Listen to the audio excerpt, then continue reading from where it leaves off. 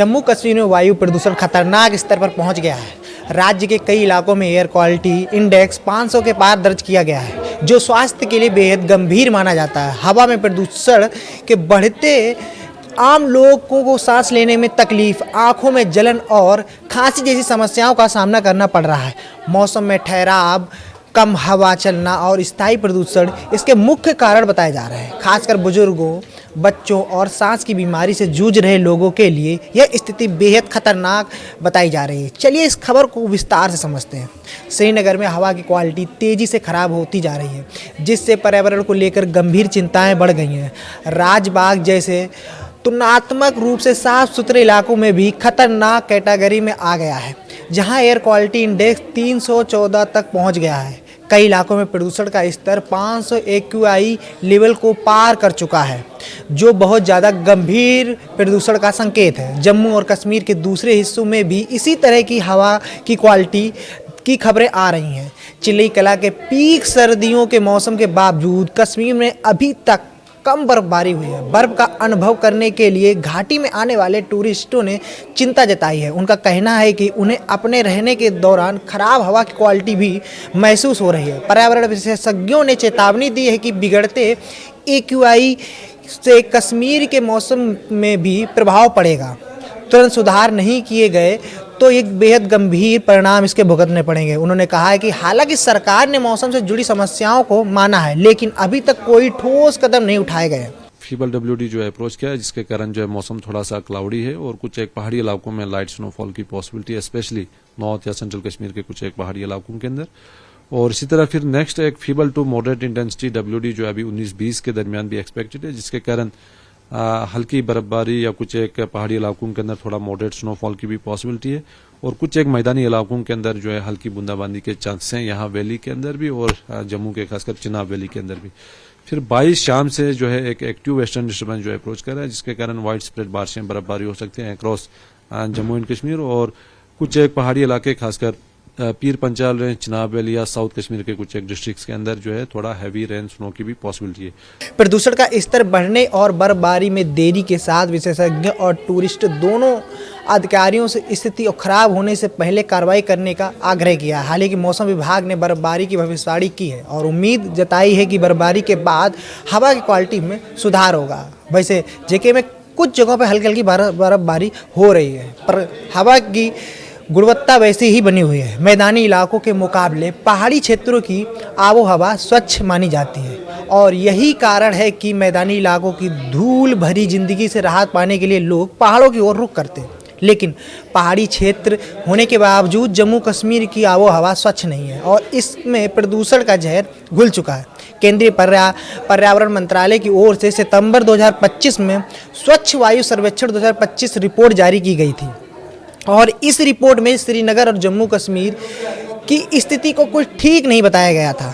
इस रिपोर्ट में श्रीनगर शहर का स्थान 21वां, जो जम्मू शहर का स्थान 22वां दिया गया था। इस सर्वेक्षण की रिपोर्ट में 2011 की जनगणना को आधार मानते हुए शहरों को श्रेणी में विभाजित किया गया था।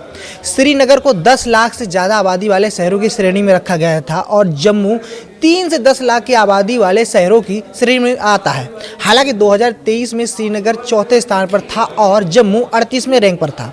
वर्ष 2024 में दोनों शहरों का डाटा समय पर नहीं भेजा जा सका, जिसके चलते रैंकिंग नहीं हुई और इस बार श्रीनगर स्वच्छ वायु प्रदूषण में लुढ़क कर 21वें स्थान पर पहुंच गया, जबकि 2013 की तुलना में जम्मू की रैंकिंग में सुधार हुआ है। इस सर्वेक्षण का उद्देश्य लोगों में वायु प्रदूषण के प्रति जागरूक फैलाना, खराब हवा के कारण स्वास्थ्य पर होने वाले असर, विभिन्न शहरों की वायु गुणवत्ता की तुलना और सबके लिए साफ हवा के लक्ष्य को हासिल करना है।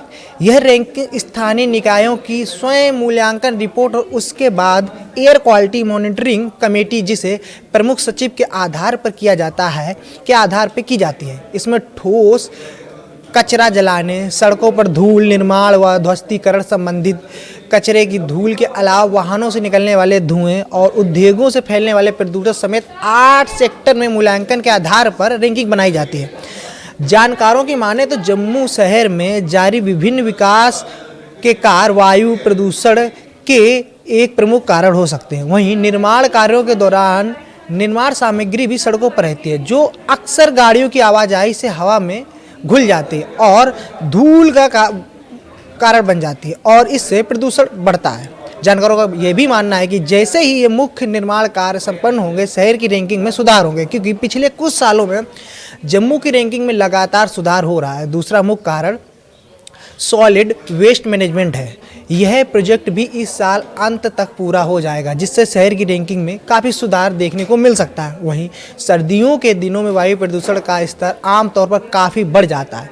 धुंध व कोहरे के कारण धूल कण जमीन के निकट आ जाते हैं, जिससे PM10 का स्तर बढ़ जाता है। इसके अलावा खेतों में पराली जलाने वजह से भी प्रदूषण का स्तर बढ़ता है। ऐसे में जानकारों का मानना है कि सर्दियों के दिनों में जम्मू में यह समस्या बढ़ जाती है। चलिए जानते हैं कि PM10 क्या होता है।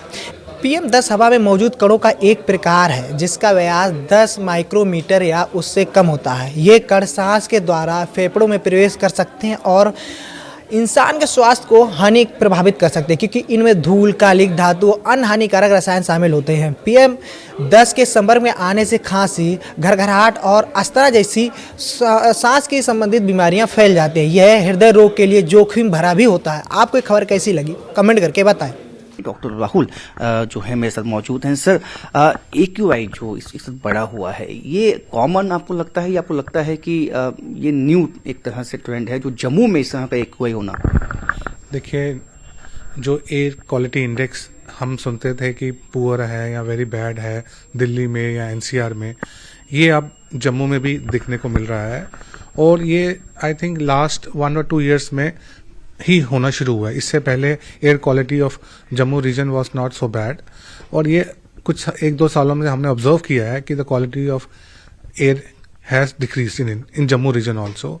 और उसके बहुत सारे कारण हैं, ठीक है, कि जैसे कि बारिश ना पड़ना, पोल्यूशन जो है, जो पहले जैसे कि फार्मर्स अपने पराली जलाते थे उसकी वजह से स्मॉग जैसा होना, तो ये और हमने ये एक इंक्रीजिंग ट्रेंड देखा है कि जो इन्फेक्शंस हैं या न्यू काइंड ऑफ इन्फेक्शंस हो रही हैं, जैसे कि गले में खराश होना, जुकाम होना, जिन लोगों को पहले से ही अस्थमा की प्रॉब्लम है, COPD या दमसा की प्रॉब्लम है, उनके एक्सेसरबेशन होना, नमूनिया होना, सूखी खांसी, ड्राई कफ एक बहुत बड़ा सिम्टम लेके लोग हमारे पास इस टाइम आ रहे हैं।